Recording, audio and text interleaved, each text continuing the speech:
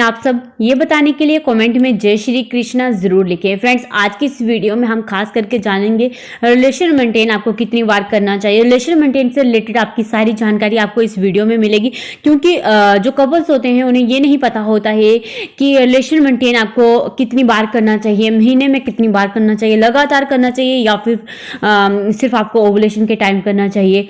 क्या लगातार relation maintain करने से कोई परेशानी आती है, दिन में या फिर रात को या फिर मॉर्निंग में बेस्ट टाइम जो है वो कौन सा है, कितनी देर तक आपको रिलेशन मेंटेन करने के बाद महिलाओं को लेटना चाहिए, कौन सी पोजीशन बेस्ट है आफ्टर रिलेशन जिससे महिलाओं को जल्दी गर्भधारण होता है, और प्रेग्नेंट होने के लिए रिलेशन मेंटेन करने के लिए which position is best. Then ये भी हम जानेंगे कि ओवुलेशन तक क्या करना चाहिए महिलाओं को, और ओवुलेशन के समय क्या करना चाहिए, इम्प्लांटेशन के दिनों में आपको कौन सी सावधानियां रखनी चाहिए।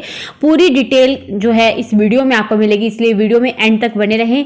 और अगर इस चैनल पर पहली बार हैं तो चैनल को सब्सक्राइब और पास वाली बेल आइकन को भी प्रेस कर दें। और वीडियो अगर आपको हेल्पफुल लगता है तो प्लीज वीडियो को लाइक और शेयर भी जरूर करें। आइए जानते हैं डिटेल में।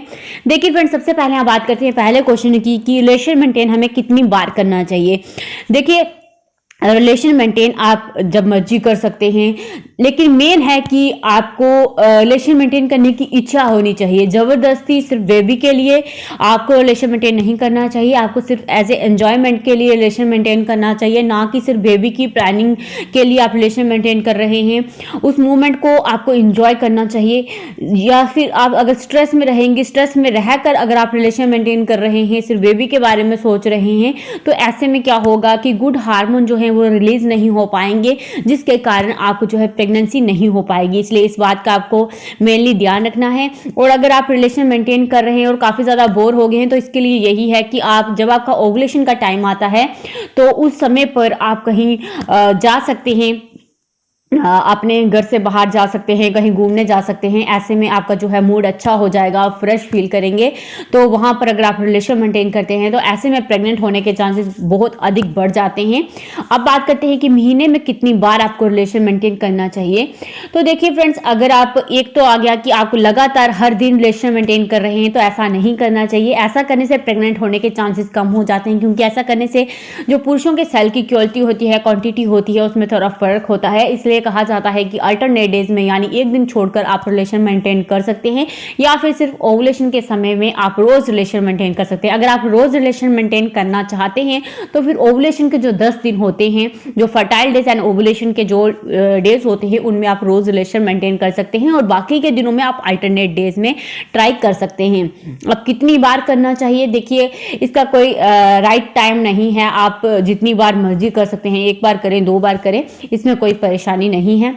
लेकिन एक और क्वेश्चन आता है कि हमें रिलेशन मेंटेन लगातार करना चाहिए या फिर सिर्फ ओवुलेशन में। तो मैं यहाँ पर एक और चीज का रिप्लाई करूंगी। देखिए, अगर आपके पीरियड इरेगुलर हैं तो आप पूरे मंथ रिलेशन मेंटेन कर सकते हैं, और आप ऐसे भी रिलेशन मेंटेन पूरे मंथ कर सकते हैं, इसमें कोई भी परेशानी नहीं है। लेकिन मैं आपको यही कहूंगी कि आप जो बाकी के दिन होते हैं विदाउट ओवुलेशन, उनमें आप अल्टरनेट डेज में रिलेशन मेंटेन करें। लेकिन जब ओवुलेशन और फर्टाइल डेज होते हैं, यानी आपके पीरियड के 10वें दिन से लेकर पीरियड के 20वें दिन तक, ये जो 10 दिन होते हैं, इनमें हाई चांस होते हैं प्रेग्नेंट होने के। अब दिन कैसे गिनेंगे? देखिए, जिस दिन आपके पीरियड आए उस दिन को पहला दिन माने। कई लोग क्या कहते हैं, जिस दिन पीरियड खत्म हो जाए उस दिन को पहला दिन मानते हैं।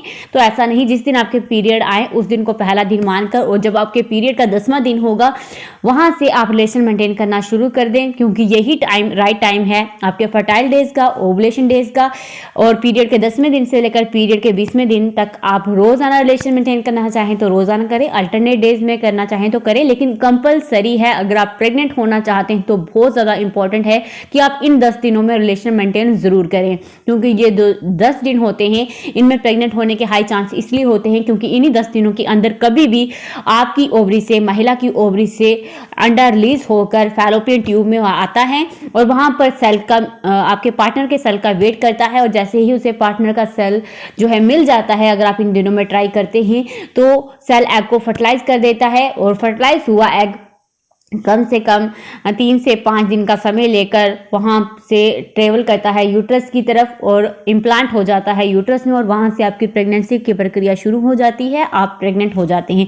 अब बात करते हैं कि सही समय क्या है, दिन का, रात का या फिर मॉर्निंग के टाइम का। तो मैं आपको यही बोलूँगी, अगर आपके हस्बैंड काफ़ी स्ट्रेस वाला काम करते हैं, घर से बाहर रहते हैं और आपको भी घर के काफ़ी काम काज हैं जिसकी वजह से आप बहुत ज़्यादा स्ट्रेस में रहते हैं, थके हुए रहते हैं, तो मैं आपको यही सजेस्ट करूंगी आप जब भी रिलेशन मेंटेन करें मॉर्निंग के टाइम में करें, क्योंकि रात को अगर आप रिलेशन मेंटेन करेंगे ऐसे में आप दोनों की बॉडी जो है रिकवर नहीं होगी, आप स्ट्रेस में होंगे, टेंशन में होंगे और बॉडी भी प्रिपेयर नहीं होगी। ऐसे में आप पूरी रात की रेस्ट लेंगे और मॉर्निंग में 7 बजे, अर्ली मॉर्निंग में 7 बजे से पहले ही आप रिलेशन मेंटेन करें। इस समय माना जाता है कि एक स्टडी हुई है, वहाँ पर यह पाया गया है कि इस समय जो मेल पार्टनर के जो सेल होते हैं वो काफ़ी ज़्यादा जो है उनकी क्वालिटी होती है, क्वांटिटी होती है।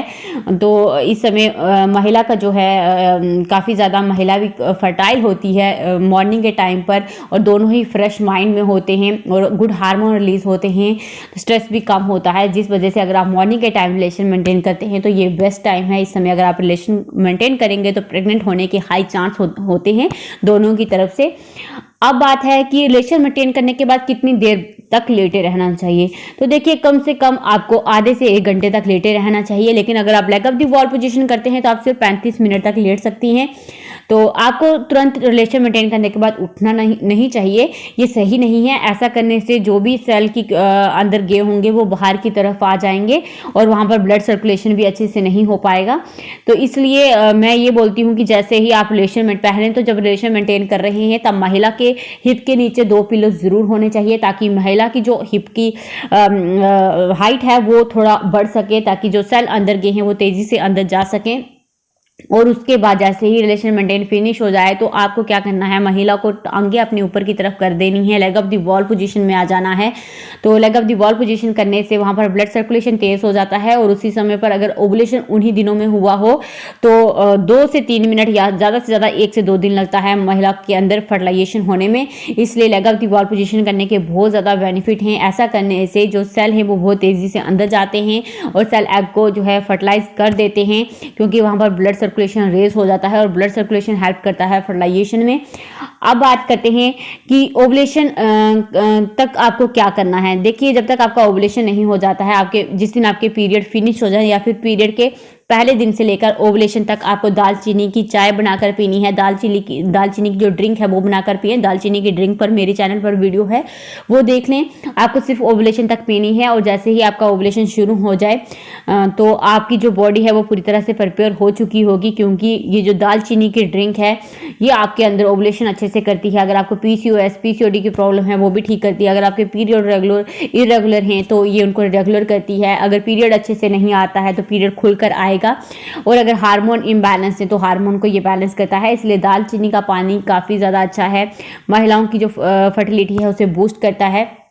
और साथ ही में इम्प्लांटेशन के दिनों में आपको क्या करना है, इम्प्लांटेशन पीरियड में यानी पीरियड के 20वें दिन से लेकर आपकी पीरियड डेट तक ये जो 10 दिन बचते हैं आफ्टर ओवुलेशन के तुरंत बाद जो भी दिन आते हैं उनमें आपको अपना हेयर वॉश बिल्कुल भी नहीं करना है, क्योंकि हेयर वॉश करने से पीरियड ट्रिगर होते हैं और इम्प्लांटेशन फेल हो जाता है। इसलिए अगर आप इन दिनों में हेयर वॉश नहीं करेंगे तो आपके प्रेग्नेंट होने के हाई चांस हो जाएंगे। और इन्हीं दिनों में आपको अपने पैरों में डबल सॉक्स पहन कर रखना है, ताकि आपके पैर गर्म रहेंगे, क्योंकि पैरों का जो है डायरेक्ट कनेक्शन यूट्रस के साथ होता है। अगर पैर गर्म रहेंगे यूट्रस भी गर्म रहेगा और वहां पर इम्प्लांटेशन यूट्रस में सक्सेसफुली हो जाएगा, क्योंकि वहां पर यूट्रस में वार्म इन्वायरमेंट मिलेगा आपके फर्टाइल हुए एग को, और फर्टिलाइज हुआ एग जो है आसानी से वहाँ पर चिपक जाएगा और इम्प्लांटेशन सक्सेसफुली हो जाएगा। और मॉर्निंग के समय इम्प्लांटेशन के दिनों में आपको क्या करना है, leg of the wall position कम से कम 10 मिनट करनी है, एम्प्टी स्टमक। ऐसा करने से भी प्रेग्नेंट होने के हाई चांसेस हो जाते हैं। तो फ्रेंड्स, ये जो कुछ टिप्स और ट्रिक्स को आप अपना कर प्रेग्नेंट हो जाते हैं, ये बहुत ज़रूरी है। आपको इन चीज़ों को ध्यान में रखकर जो है रिलेशन मेंटेन करना है, और रिलेशन मेंटेन के तुरंत बाद क्या करना है, क्या नहीं करना है, ओवुलेशन तक क्या करना है, इम्प्लांटेशन के दिनों में क्या करना है, और हेयर वॉश से रिलेटेड अगर आप डिटेल में वीडियो देखना चाहते हैं तो वो मेरे चैनल पर है, आप देख सकते हैं। तो फ्रेंड्स, बस इस वीडियो में इतना ही। फिर मैं मिलती हूँ आपको एक और नई वीडियो के साथ। तब तक अपना खास ख्याल रखें। Thank you guys.